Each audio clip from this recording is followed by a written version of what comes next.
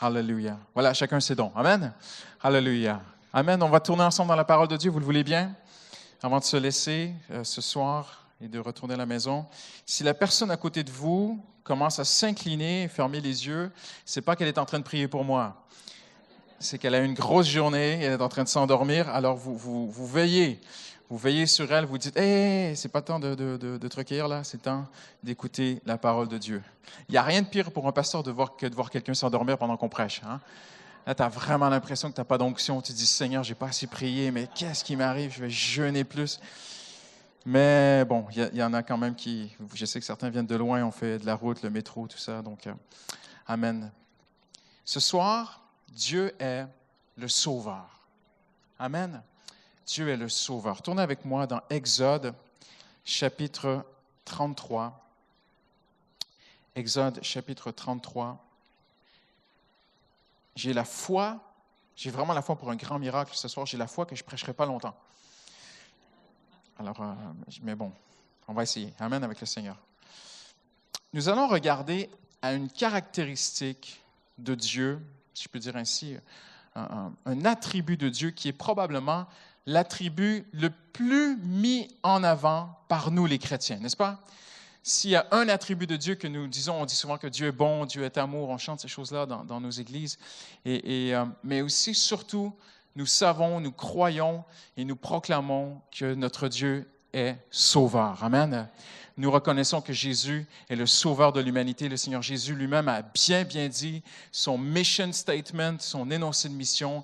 Jésus savait exactement pourquoi il était venu sur terre, car le Fils de l'homme est venu chercher et... Aidez-moi quelqu'un. Chercher et sauver ce qui était perdu. Le Seigneur Jésus l'a répété, hein? Jésus savait pourquoi il était là. Notre Seigneur est le sauveur. Il est vraiment un sauveur. Mais une question se pose ce soir. Pourquoi certains, si Dieu, parce qu'on va voir dans un instant à quel point Dieu désire sauver, si Dieu désire tellement sauver, car Dieu a tant aimé le monde entier, il n'y a aucun homme que Dieu n'aime pas. Maintenant, certains ne sont pas agréables à Dieu, mais Dieu aime fondamentalement tous les hommes, même le pire des pécheurs. Dieu l'aime. Le plus méchant que tu peux imaginer, Dieu l'aime. Dieu veut le sauver. Notre Dieu est un sauveur, mais une question se pose ce soir. Si notre Dieu qui est si infini, qui est tellement amour, qui est tellement capable de sauver, pourquoi ne sauve-t-il pas tout le monde? Pourquoi Dieu est même apparu parfois physiquement à certaines personnes, n'est-ce pas? C'est comme Saul sur le chemin de Damas. Hein? Paul, Dieu lui est apparu, tu vois, c'est fracassant. Et combien connaissent quelqu'un, vous dites, pasteur, j'aimerais tellement que Dieu apparaisse à cette personne comme Paul sur le chemin de Damas. Qu'est-ce que ça lui ferait du bien? Ah, mon prof, mon patron, la voisine d'en haut, si Dieu, mon père, ma mère, si Dieu pouvait lui apparaître, Seigneur, qu'est-ce que ça ferait du bien, tu vois? Et pourquoi Dieu, parfois, sauve une personne et une autre personne, tu dis, mais Dieu ne la sauve pas. Pourquoi, Seigneur? Alors que toute la Bible enseigne et nous démontre que Dieu est sauveur. C'est parce qu'il y a une condition au salut. Et nous allons la voir ensemble. Ce soir, je vous l'ai dit tout de suite. On va voir ensemble que Dieu a posé une condition. Si un homme crie à lui, Dieu va le sauver. Il faut que l'homme invoque Dieu. Sincèrement, du fond du cœur. On ne parle pas de religiosité ou de faire des palabres pour essayer d'être agréable à Dieu ou de calmer sa conscience ou toutes sortes de prières. Mais si un homme ou une femme crie à Dieu, vraiment avec ses tripes du fond du cœur, ça peut être un murmure. Mais si c'est profondément sincère et qu'il dit « Au secours, Dieu, je ne te connais pas, je ne sais rien de toi, mais au secours, viens, montre-toi à moi. » Dieu va faire quelque chose. Amen. Et Dieu désire vraiment, vraiment sauver. Et en introduction, j'ai vraiment la paix du Saint-Esprit de vous partager un court témoignage qui m'est arrivé cet après-midi. Je partageais avec Pasteur Timothée. J'étais tellement heureux. Il m'a vu courir avec un sac à dos. Et j'ai vu un jeune homme qui était SDF, un tout jeune homme, à l'âge de ma fille. Et mon cœur a été pris. Et je suis repassé et je lui ai dit, on va aller boire un café. Donc, on est allé boire un café ensemble et tout. Je dis, c'est quoi ton nom? Tout ça, il dit, pourquoi vous vous intéressez à moi comme ça? Je dis, parce que Dieu t'aime, tu vois. Et on se met à parler ensemble. Il dit, je vais partir de Paris, je vais repartir dans le sud et tout. Je dis, est-ce que tu as besoin de quelque chose? Il me dit, non, je ne veux pas que vous m'aidiez, je vais me débrouiller. Puis un jeune homme beaucoup, beaucoup blessé par la vie. Et je dis, non, tu as besoin de quelque chose, je veux savoir de quoi tu as besoin. Il me dit, j'ai besoin d'un sac. Un sac, d'un gros sac à dos de voyage et tout. Je dis, OK, je vais te trouver un sac. Je dis, on se revoit vendredi, il n'y a pas de téléphone, il n'y a rien. Vendredi 14h, je t'amène un sac, je vais trouver un sac. Je rentre ici, j'appelle quelqu'un de coup de pouce, et un des bénévoles, et le bénévole m'a dit, mais pasteur, j'ai déposé un gros sac à dos de voyage, de balade, tout neuf, dans les locaux de coup de pouce. Je monte avec le gars au téléphone, je trouve le sac, et j'étais l'homme le plus heureux. Je sors sur la rue, et je dis, Seigneur, fais qu'ils ne soient pas partis. Vous savez, ces gens-là, tu vois. Et je dis, Seigneur, et là, je le cherche et tout. Et il me voit arriver de loin, et je vois son visage qui se met à changer, il me regarde comme ça, toi. Et puis je l'amène le sac, je lui dis, regarde-moi. Ça, c'est une preuve que Dieu t'aime. Il me regarde parce qu'il ne croyait pas en Dieu une heure avant. Et je lui dis, jeune homme, regarde-moi. Dieu t'aime, il veut te sauver, il a un plan pour ta vie. Je dis, tu sais quoi, il y a quelqu'un de notre église qui est venu porter un gros sac à dos comment on dit, des sacs de randonnée, voilà. Un gros sac à dos de randonnée, de voyage. Il dit, c'est exactement le sac que je rêvais d'avoir. J'ai dit, mais quelqu'un a déposé le sac à l'église pour quelqu'un qui en aurait besoin. Amen. Parce que Dieu veut sauver. Dieu cherche à sauver les hommes. Il cherche leur cœur. Mais Dieu a posé une condition. Et nous allons la regarder ensemble ce soir. Vous connaissez, si vous êtes chrétien de longue date, vous connaissez très bien ce texte. C'est dans Exode 33. On se remet un petit peu dans le contexte. Il y a eu le veau d'or, que vous connaissez bien, le film, Le Prince d'Égypte, très connu au cinéma, un super film pour les enfants, mais aussi pour toute la famille.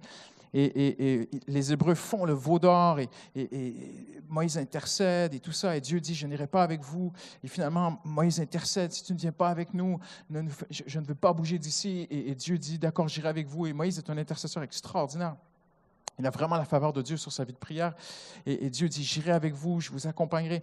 Et tout à coup, au final, Moïse a une prière du fond du cœur, et il s'exclame à Dieu, il dit, montre-moi ta gloire. Et Dieu dit, non. Je ne peux pas te montrer ma face. Je pense que Moïse a été au plus près de ce qu'un homme peut être physiquement de la présence de Dieu. Et la gloire de Dieu est telle que Moïse aurait été pulvérisé. Et Dieu dit, personne ne peut vraiment voir ma gloire, mais je vais te montrer ma bonté. Je vais faire passer sur toi toute ma bonté et je proclamerai le nom du Seigneur sur toi. Je vais te montrer mon nom. Maintenant, pour nous, un nom, quand un enfant naît, on dit, tiens, j'ai bien envie de lui donner le nom de ma tata, on lui donne le nom de la tata. Mais à l'époque, ça ne se passait pas comme ça. Le nom qu'on mettait sur quelqu'un était en fait une expression de sa personnalité, de qui il est. Alors, quand Dieu dit à Moïse, je vais proclamer mon nom, en fait, il dit, je vais te dire qui je suis. Je vais te montrer qui je suis, moi, Dieu. Parce que, vous savez, au buisson ardent, Dieu a dit, je suis celui qui est. Mais là, il va être plus précis. Et on sait qu'à travers toute la Bible, de page en page, nous exprime des attributs de Dieu et nous fait connaître de plus en plus Dieu. La Bible sert à nous approcher de Dieu, amen, n'est-ce pas? Et à connaître Dieu. Mais ici, Dieu va dire à Moïse, je vais te dire mon nom. On l'a vu, même l'un des noms de Dieu, c'est le jaloux. On l'a vu ensemble. Mais ici, Dieu va dire à Moïse, du fond de son cœur, il va lui révéler son cœur. Et ce texte que nous allons lire ensemble est vraiment unique. Parce que, d'après mes études, et je suis humble, si quelqu'un trouve, vous pouvez me corriger, je n'ai pas trouvé dans la Bible un moment plus intime, plus secret, plus caché entre Dieu et un homme qui soudainement nous est révélé. La Bible dit que Dieu et Moïse parlaient face à face comme un homme parle à son ami.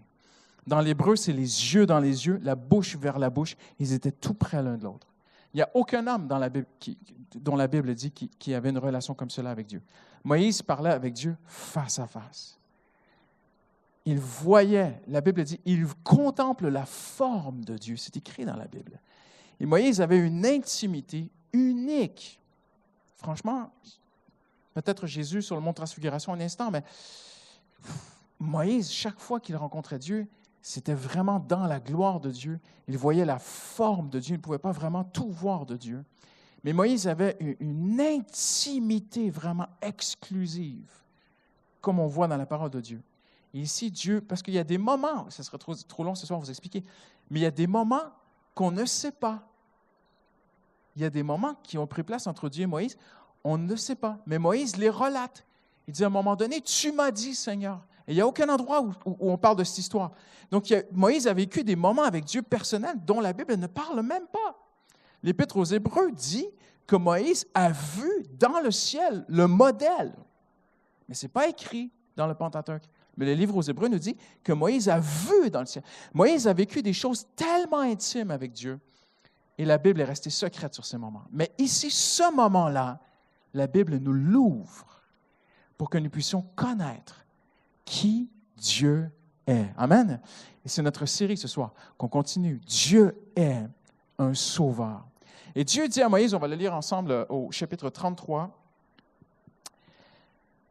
au verset 19, Dieu lui dit, « C'est ma bonté tout entière que je veux te montrer, et je proclamerai devant toi qui je suis. » Je lis de la Sommeur, c'est un peu différent. « Je fais grâce à qui je fais grâce, et miséricorde à qui je veux faire miséricorde. » Dieu proclame son nom, et il dit, « Voici mon nom. » Et plus tard, si vous lisez Exode 34, Dieu le dit, il proclame son nom, il dit, « Dieu miséricordieux. » Et ici, Dieu dit, « Je fais grâce à qui je fais grâce, et je fais miséricorde à qui je fais miséricorde. » Qu'est-ce que cela veut dire ce soir? Eh bien, avant qu'on se laisse, on va regarder qu'est-ce que cela veut dire. En fait, quand Dieu parle comme aucun homme ne peut parler, amen, Dieu est unique lorsqu'il parle. Et quand Dieu dit ici, « Je fais grâce à qui je fais grâce », il y a un double sens dans ce que Dieu dit, c'est extraordinaire. Le premier sens, c'est que Dieu dit à Moïse, « Je fais grâce à qui je veux. » Vous devez comprendre le contexte. Avant ce moment-là, Moïse a reçu la loi. Et quand on reçoit la loi, eh bien, on la lit et on essaie de la mettre en pratique pour être agréable à Dieu, n'est-ce pas? « Oh Seigneur, il faut faire ci, il faut faire ça, il faut... » Et là, on peut basculer dans un système légaliste de lois et de règles, et même de pointage, de bonus-malus avec Dieu, n'est-ce pas? Hein? Où on se dit, mais il faut faire ça, il faut faire ça, il faut faire ça, comme ça, je vais être agréable à Dieu. Et Dieu veut faire comprendre quelque chose de très important à Moïse. Il va lui donner une loi, et je pèse mes mots, au-dessus de la loi. Il va dire à Moïse, au final, je suis quand même Dieu. Je fais grâce à qui je veux faire grâce. Et je fais miséricorde à qui je veux faire miséricorde. Amen. C'est ce que Dieu dit. Dieu dit, c'est mon nom. Quel est le lien entre ce que je viens de dire et le fait que Dieu est sauveur? Eh bien, il est dans le mot grâce. Parce que le deuxième sens de ce texte, c'est que lorsque Dieu dit, je fais grâce, ici, le mot « grâce », écoutez-moi bien, signifie littéralement se pencher pour aider un inférieur qui implore.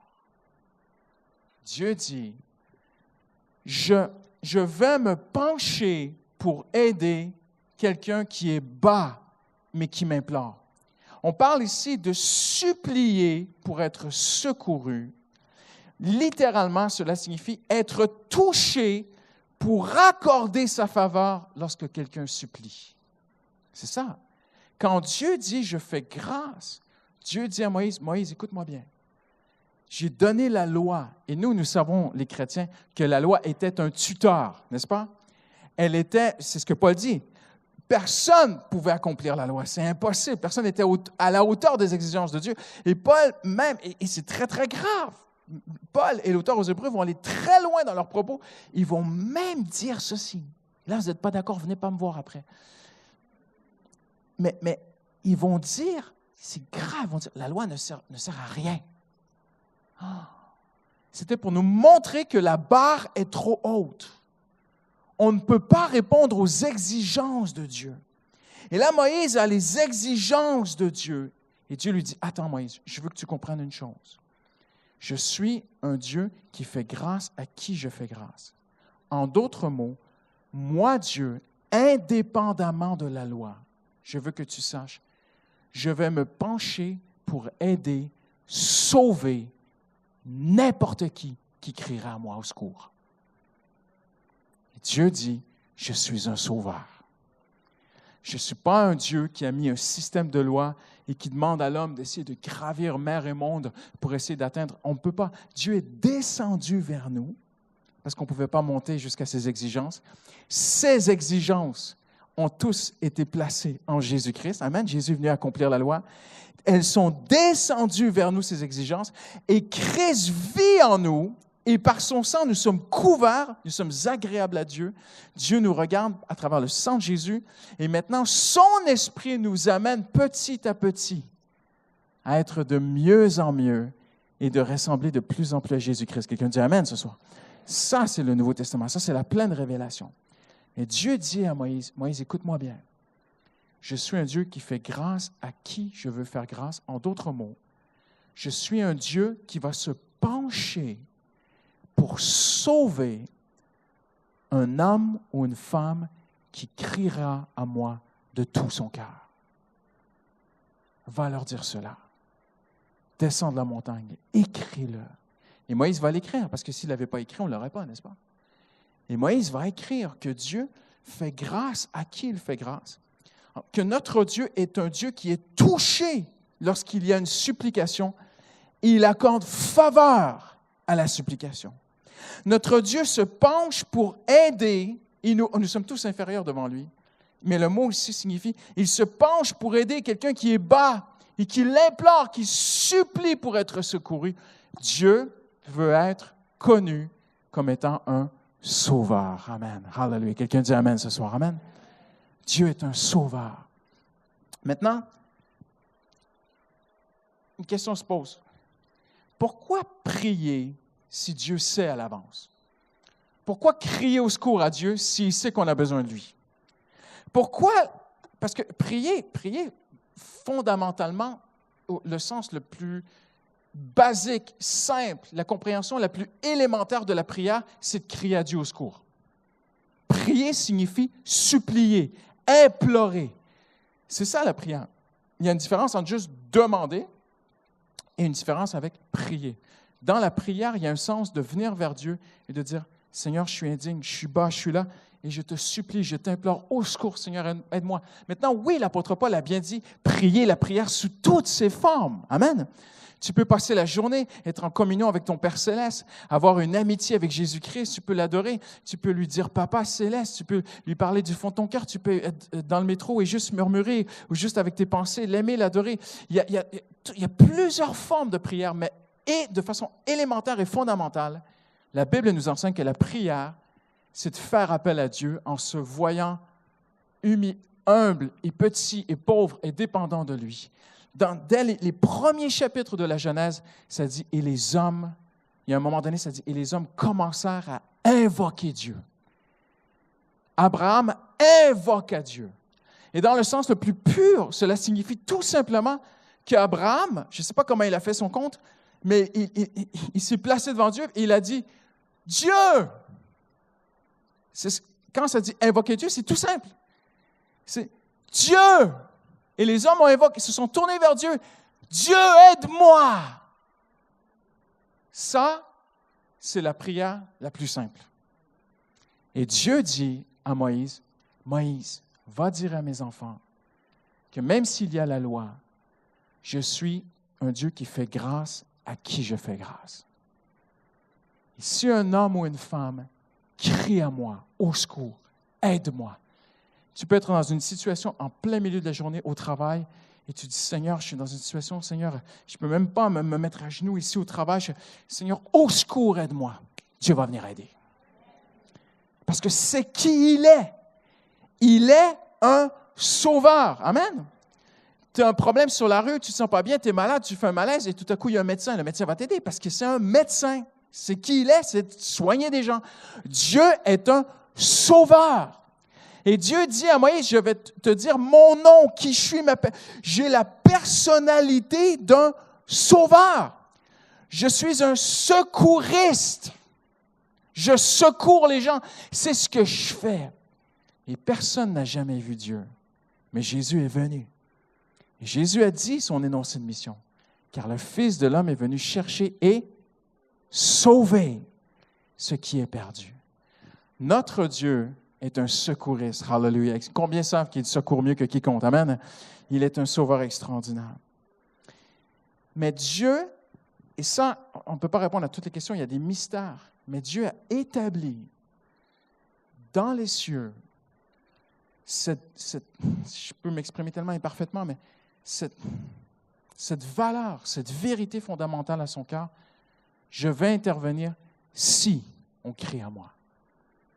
Il y a des gens qui souffrent terriblement et tu te dis, mais pourquoi Dieu n'intervient pas? Parce qu'il ne se tourne pas vers Dieu. Mais si un homme se tourne sincèrement du fond du cœur vers Dieu, Dieu va le sauver. Maintenant, le salut a deux définitions dans la Bible. Le salut a une définition temporaire. On voit à travers l'Ancien Testament que parfois le peuple d'Israël était encerclé par des ennemis, des combattants, des méchants qui entouraient Jérusalem. Ils ont crié à Dieu, « Seigneur, secours-nous » et Dieu les a sauvés. On voit beaucoup d'histoires dans l'Ancien Testament où Dieu a secouru de façon momentanée et pour une saison son peuple. Le secours de Dieu est aussi un secours momentané. Tu es sauvé par grâce, accepté, tu es un enfant de Dieu, tu es sauvé à l'avance. Par le sang de Jésus et la croix, nous sommes des enfants de Dieu, nous sommes sauvés. Parce qu'on pourrait même, tu dis à ta collègue, « Je suis sauvé. » Elle dit, « T'es sauvé de quoi? » Mais qu'est-ce qui t'est arrivé? Les gens ne comprennent pas le salut. Il faut qu'ils réalisent qu'ils sont des pécheurs, qu'ils sont privés de Dieu. Et quand leurs yeux s'ouvrent, ils crient au secours, « Pardon pour mes péchés, Seigneur, aide-moi, que Dieu me sauve. » Tu vois? Et les gens, souvent, avant de crier à Dieu, qu'est-ce qu'ils essaient? Ils essaient de se sauver, hein? Ils calculent leurs bonnes œuvres. Ils disent, mais je suis quand même une bonne personne. Ils commencent à essayer de travailler leur conscience. Et Dieu travaille la conscience, travaille la conscience. Et à un moment donné, le Seigneur les amène à Jésus, qui est le seul sauveur, qui est venu les sauver pour l'éternité. Jésus nous a sauvés à l'avance pour l'éternité. Mais cela ne s'arrête pas là. Il est aussi un sauveur momentané. Il est le sauveur pour l'éternité, mais il est aussi le sauveur momentané. Tu dis, Seigneur, guide-moi, j'ai une décision à prendre. Il va intervenir, il va te guider. Il va te secourir. Seigneur, protège-moi. Le Seigneur va te protéger. Seigneur, j'ai besoin de provision, aide-moi, Seigneur. Le Seigneur va pourvoir. Le Seigneur secourt de façon éternelle et secourt de façon momentanée. Parce que Dieu est un sauveur. Alléluia. Notre Dieu est un sauveur. Mais Dieu a établi une chose très importante qui lui tient à cœur. Il faut qu'un homme ou une femme crie à lui. Pourquoi? Je ne comprends pas tout de la Bible, mais s'il y a une chose que je comprends, c'est qu'au-dessus de nous, dans le ciel, il y a un système céleste avec un tribunal. Le tribunal, c'est trop faible, parce qu'un tribunal, ça veut dire un juge. Mais Abraham avait compris, et Abraham dit à Dieu qu'il est le juge de toute la terre. Tu es le juge de toute la terre. La Bible enseigne aussi qu'il y a un accusateur dans le ciel. Ça veut dire que c'est un peu comme une cour, un tribunal, avec un procureur qui vient avec la loi et qui dit, Isabelle, elle a fait ça, elle a fait ça, elle a fait ça, elle a fait ça. Tu ne peux pas la secourir, elle ne le mérite pas. Elle n'est pas juste, elle n'est pas digne. Et croyez-moi que là-bas, en haut, il y a un accusateur qui nous accuse nuit et jour. Mais nous avons aussi un avocat, Jésus-Christ, auprès du Père, qui nous défend. Cela veut dire qu'il y a un système de justice. Et Dieu étant un juste juge, il doit tout faire selon sa justice. Mais Dieu a établi que dans sa justice, il est un sauveur. Ça fait partie de son système. Et là, je suis certain qu'il me regarde et qu'il dit, « Mon pauvre petit Christian Robichaud, tu ne sais pas bien expliquer les choses du ciel, mais Dieu me fait grâce. » Amen? Il sait que je fais de mon mieux. Mais dans ce système de justice céleste, Dieu a établi une valeur. Peu importe qui crie à moi du fond du cœur, je vais le sauver. Je fais grâce à qui je fais grâce. je suis un sauveur. Et parce que Dieu a établi dans son nom, dans son identité, dans son caractère, dans sa personne, qu'il est un sauveur, eh bien, même lorsque l'accusateur se lève et dit, tu ne peux pas sauver Christian Robichaud, tu ne peux pas l'aider, il fait appel à toi, il veut ton Saint-Esprit. Regarde le pauvre petit pasteur là à Paris qui a besoin de toi pour l'Église et qui prie à chaque jour pour son Église. Tu peux pas l'aider parce que Christian Robichaud, il est comme ça, il est comme ça, il est comme ça, il a dit ça, il a pensé ça, il a fait ça. Tu ne peux pas l'aider. Et Dieu dit, non, attends. Il y a une loi au-dessus des autres lois. J'ai entendu, il a dit, au secours. Et Dieu dit, je fais grâce à qui je fais grâce. Il ne le mérite pas, mais il a crié au secours. Dieu est comme ça. Dieu est un sauveur. De toute façon, qui pourrait dire, je mérite que Dieu réponde à mes prières? Ah, la personne lève la main, j'espère bien. Dieu est un sauveur. La preuve, c'est qu'il sauve parfois des gens qui ne comprennent même pas le salut. Il faut quand même l'avouer. Il y a des gens il y a des musulmans, il y a des gens, on a tous entendu des témoignages, des gens, des bouddhistes, des taoïstes qui ne connaissaient même pas le nom de Jésus, mais se sont tournés vers Dieu. Ils ont transcendé leurs croyances religieuses et culturelles et tout leur héritage familial. Ils ont dit à un moment donné dans leur vie, il y a un Dieu quelque part dans le ciel, au secours, aide-moi. Et Dieu les a aidés. Et Dieu les amène vers Jésus. Parce que Dieu est un sauveur. Combien vont sortir d'ici ce soir en disant, oh, moi, je veux de plus en plus invoquer le nom de Jésus, mon sauveur, hallelujah. Notre Dieu est un sauveur. Maintenant, quand Dieu, on va terminer bientôt, quand Dieu a prévu d'agir, il suscite toujours un homme ou une femme de prière. Historiquement, je peux vous le prouver, bibliquement et historiquement, et actuellement. À chaque fois que Dieu veut toucher un homme ou agir, il commence par susciter que quelqu'un vienne vers lui et lui dise, Seigneur, je te crie au secours. Parce que tu peux crier au secours pour toi, mais j'aimerais te dire ceci, tu peux crier au secours pour quelqu'un d'autre. Tu peux dire, Seigneur, sauve ma sœur. Sauve ma fille, Seigneur. Au secours, Seigneur. Du fond du cœur, je crie à toi, au secours. Et Dieu a établi que si je crie à lui, il va venir. Il va secourir. Il va sauver. Parce que Dieu est un sauveur et historiquement, dans la parole de Dieu, à chaque fois, regardez même au temps des juges, vous connaissez la Bible, regardez les juges. Israël est opprimé, jusqu'à temps qu'à un moment donné, ils crient à Dieu au secours et Dieu vient les aider. Je n'ai pas le temps ce soir de vous le montrer, mais il y a même un texte où ça dit que, en fait, la façon que c'est écrit, c'est tellement beau.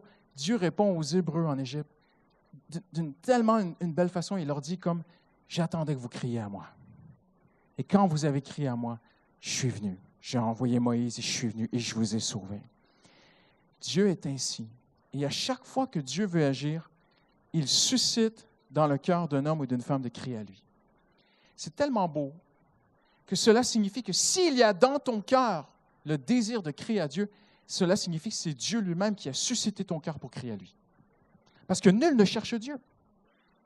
Ça veut dire que Dieu met dans ton cœur de crier à lui. Ça veut dire que si Dieu a mis dans ton cœur de crier à lui, c'est qu'il a déjà prévu de sauver et qu'il veut te sauver. Mais à cause de son système de justice, Dieu, je ne peux pas dire limité, Dieu est illimité, mais Dieu agit selon sa justice. Si on crie à Moïse, je fais grâce à qui je fais grâce, ça veut dire je vais me pencher avec faveur vers quelqu'un qui crie au secours à moi, de tout son cœur. C'est comme ça que Dieu est. Maintenant, en terminant, Dieu ne cherche pas une formulation. Dieu cherche la sincérité du cœur. Je vais vous dire ceci, Dieu est tellement bon. Regardez la Bible. Dieu parfois a sauvé des hommes qui, une fois sauvés, lui ont tourné le dos. C'est vrai, hein? Combien d'histoires dans la Bible? Certains ont crié à Dieu au secours, des rois, tout ça. Et Dieu est venu, il leur a fait grâce, il les a sauvés parce qu'ils ont crié sincèrement. Et ils savaient que quelque temps après, ils allaient retourner à leur péché. Mais Dieu les a sauvés dans la saison de détresse qu'ils vivaient parce que Dieu est un sauveur. Il sauve. Il sauve momentanément. Amen. Hallelujah. Et Dieu est ainsi. Dieu ne cherche pas peu importe d'où tu viens, dans quel milieu tu as évolué, dis-toi une chose. Dieu ne regarde pas à la façon verbale que tu pries. Peut-être qu'on t'a dit, vous savez, déjà, au premier siècle, on a retrouvé des textes, dans l'archéologie, on a trouvé des textes des premiers chrétiens du premier siècle après Jésus-Christ. Donc, c'est très, très loin. 100 ans après Jésus-Christ, déjà, on commençait à dire aux gens dans les églises, il ne faut pas prier comme ça, il faut prier comme ça. Et même, on donnait déjà des formules aux chrétiens pour leur dire comment prier. Ce n'est pas biblique. Tu peux pas, Dieu, tu peux prier la plus belle prière et tout le monde va dire autour de toi, « Wow, quand lui prie, c'est majestueux. » Ça ne veut pas dire que Dieu va te secourir. Parce que juste à côté de toi, quelqu'un peut simplement dire, « Seigneur, au secours. » Et Dieu va l'aider. Dieu ne regarde pas aux apparences, il regarde au cœur. Tu peux te mettre à genoux, ça ne veut pas dire que Dieu va te secourir. Tu peux rester assis en priant et peut-être que Dieu va te secourir. Dieu ne regarde pas aux choses extérieures. Tu peux murmurer comme Anne du fond du cœur et Dieu va te secourir. Il y a des gens qui crient tellement fort quand ils prient. On a l'impression que leur Dieu est très, très loin. Mais il y a des gens, parfois, dans leur douleur, vont crier très fort. Et Dieu va le considérer. Dieu regarde pourquoi. Pourquoi tu cries de tout? Pourquoi tu t'exploses les poumons? Parce que tu as mal et tu dis, « Au secours, Seigneur, aide-moi. » Dieu va dire, « J'entends ton cœur. » Mais si tu penses qu'à force de prier très, très fort, tu as plus de chances que Dieu réponde à tes prières, tu es à côté de la plaque, mon ami. Parce que Dieu ne regarde pas ta façon de prier, Dieu regarde au cœur. Souvenez-vous de ce que Jésus a dit. Quand vous priez, ne priez pas comme les pharisiens. Il dit quoi? Je paraphrase, hein? Mais je voulais le regarder avec vous ce soir, mais le temps passe vite, je vais pas le voir. Vous pourrez le lire à la maison. Je vous donne la référence, c'est dans Matthieu 6, Matthieu 6, 7, où Jésus dit, quand vous priez, ne priez pas comme les pharisiens qui s'imaginent qu'avec leurs paroles, tu vois, Dieu les entend. Et même, il y a une traduction de la Bible qui dit quelque chose de très fort, qui dit, ne rabâchez pas. Viens ici, Timothée, je vais rabâcher, tu vas voir. Quand vous priez, vous savez, c'est quoi rabâcher? T'as une petite fille, hein? Elle a quel âge? 3 ans, c'est le meilleur âge pour rabâcher. Rabâcher, c'est papa, je veux un gâteau, papa, je veux un gâteau. Pardon, je ne veux pas déchirer. C'est de la bonne qualité. Papa, puis t'imagines la petite fille, là, papa. T'as déjà vu ça? Papa. Elle dit, je lâche pas jusqu'à ce qu'il me donne mon gâteau. Papa. Merci, Timothée. Dieu dit, ça ne sert à rien. Ne faites pas cela. Qui répète. Regardez les religions. Étudiez les religions. Dans presque toutes les religions, on s'imagine qu'à force de répéter un truc, de se mettre d'une certaine façon, de répéter, de le refaire, on gagne des points avec Dieu. Et Jésus regardait les Juifs et dit, ils sont tombés dans le truc. Il leur dit, quand vous priez, ne priez pas comme les pharisiens qui s'imaginent qu'à force de répéter, j'aime bien cette traduction, à force de rabâcher, tu vois, Dieu va leur répondre. Il dit, votre Père sait de quoi vous avez besoin avant même que vous le demandiez. Alors pourquoi il ne le donne pas? Parce qu'il veut qu'on demande, mais avec le cœur, pas avec des formules. Amen? Dieu ne regarde pas ces choses-là. Jésus nous démontre aussi que j'ai beaucoup aimé le message du pasteur Boulagnon dimanche matin. Il se tourne vers moi et dit, tu as déjà entendu un message sur Luc chapitre 11, l'ami qui va chez son ami et tout. Il dit, moi, j'ai jamais entendu personne prêcher là-dessus. Je le regarde, je dis, moi, j'ai déjà prêché là-dessus. Il était tout content. Je ne veux pas vous prêcher le message ce soir, mais je vais juste vous montrer une pensée. Le cœur du Seigneur, c'est de dire à ses disciples, je vais droit au but. Parce qu'il demande à Jésus, enseigne-nous à prier. Et qu'est-ce que Jésus dit à la fin de la parabole? Il dit, même s'ils sont des amis, c'est à cause de son importunité qu'il va lui répondre. En d'autres mots, Jésus dit, même moi, qui suis le bien-aimé du Père,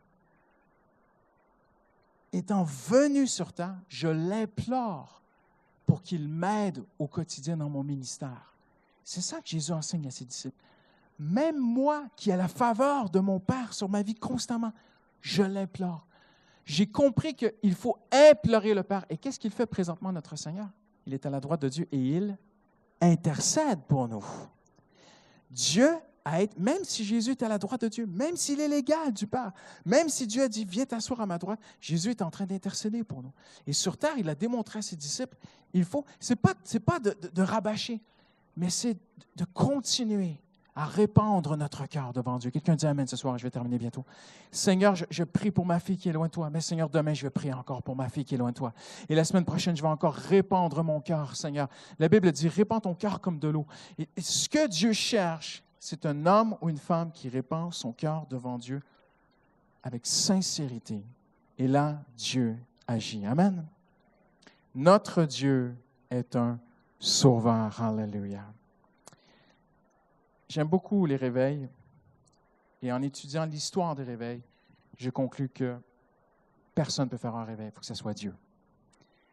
Mais en étudiant les réveils, on voit qu'à chaque fois qu'il y a eu un vrai réveil, je ne parle pas des hommes qui excitent des hommes, là, avec du show, là. Je parle d'un vrai réveil. Un vrai réveil, c'est quand il y a un mouvement de repentance incroyable. C'est ça un réveil. Un réveil, ce n'est pas d'avoir des églises qui grandissent, ce n'est pas d'avoir des grandes églises, ce n'est pas ça un réveil. Un réveil, c'est quand il y a un grand mouvement de repentance. Mais il y a quelque chose. Historiquement, à chaque fois qu'il y a eu un grand mouvement de réveil, avant et pendant, il y avait aussi une église qui était en prière. Et des églises, pardon, qui étaient en prière, qui disaient, Seigneur, sauve notre pays. Seigneur, agis. Seigneur, sauve notre famille. Parce que notre Dieu est un sauveur. Amen. Et Dieu cherche à ce que notre Église, ensemble, nous puissions apprendre à prier. Seigneur, sauve-nous. Amen. On peut faire ça ce soir en terminant? Prends le temps, l'heure passe très vite. On va bientôt rentrer. Je ne veux pas vous retenir trop longtemps. J'aimerais qu'on puisse juste se lever. Hallelujah. Timothée va s'approcher. J'aimerais qu'on puisse juste... Hallelujah. Se tourner vers notre Dieu. Et je vous laisse avec une dernière promesse, une révélation extraordinaire.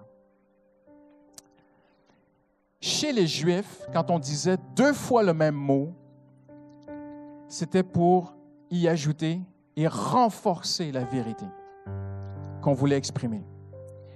Vous savez, Jésus disait « en vérité, en vérité ». C'était la façon juive de dire « c'est très important ce que je vous dis ». Dans le texte ici, quand Dieu dit « je fais grâce à qui je fais grâce », il y a cette tournure hébraïque très forte où Dieu dit « quand je sauve, quand je secours quelqu'un, je secours vraiment quelqu'un ». C'est beau, hein?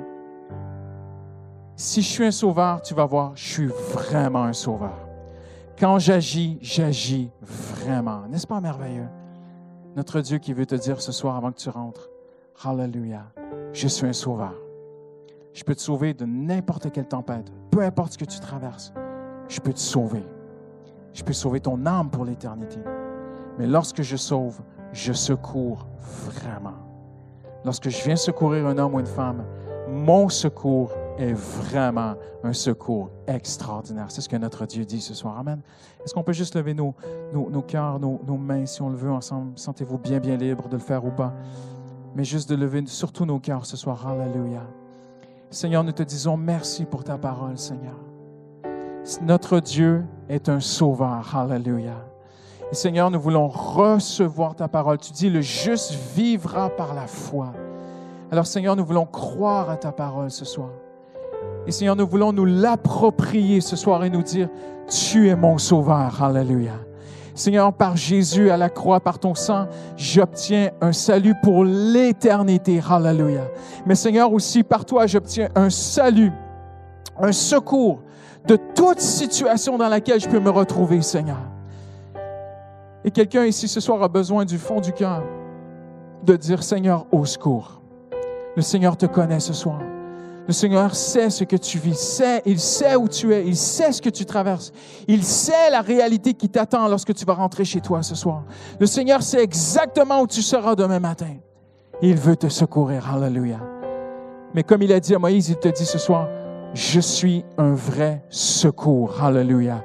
Je suis un vrai sauveur. Crois-moi. Si tu cries à moi de tout ton cœur, peu importe la façon, mais si sincèrement tu cries à moi, le Seigneur te dit ce soir, je sauve. Et lorsque je secours vraiment. Alléluia. Seigneur, merci pour ta parole, Seigneur.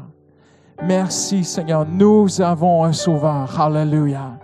Notre Dieu est un sauveur. Alléluia. Seigneur, de la Genèse à l'Apocalypse, tu secours les hommes et les femmes qui crient à toi sincèrement du fond du cœur et qui disent, Seigneur, viens m'aider. Alléluia. Alléluia. Merci, Seigneur, pour ta présence ce soir dans ta maison, Seigneur. Seigneur, tu as entendu nos prières, Seigneur. Tu as considéré nos prières, Seigneur. Et maintenant, tu nous demandes la foi, Seigneur. Tu nous dis, crois-moi, tu as crié à moi maintenant, remercie-moi, loue ton Dieu, adore ton Dieu, fais confiance à ton Dieu. Attends-toi à ton Dieu. Tu peux t'attendre à moi, tu as crié sincèrement à moi, tu peux vraiment t'attendre à moi. Je suis un sauveur, dit le Seigneur. Alléluia. Merci pour ta parole, Seigneur. Nous t'aimons, Seigneur. Alléluia. Nous t'aimons, Seigneur. Nous t'adorons, Seigneur. Nous te chérissons, Seigneur. Alléluia. Qui est comme toi, ô notre Dieu? Alléluia. Merci pour ces instants, Seigneur. Merci pour ta présence, Seigneur. Seigneur, dans la simplicité de cette soirée, tu touches nos cœurs, Seigneur. Tu prends une soirée ordinaire et en révélant ton cœur, cette soirée devient extraordinaire, Seigneur, à cause de qui tu es. Est-ce qu'on peut acclamer le Seigneur, notre Sauveur, ce soir? Amen. Alléluia.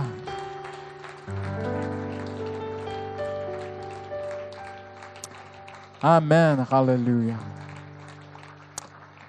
Amen. Alléluia. Je veux vraiment respecter l'horaire. Je sais que certains viennent, font de la route et tout ça. Mais ce soir, n'est-il pas merveilleux de connaître un peu plus notre Seigneur? Amen. Notre Dieu est un sauveur. Que Dieu vous bénisse. Rentrez bien à la maison. Merci d'être venu prier et adorer le Seigneur avec nous. Alléluia.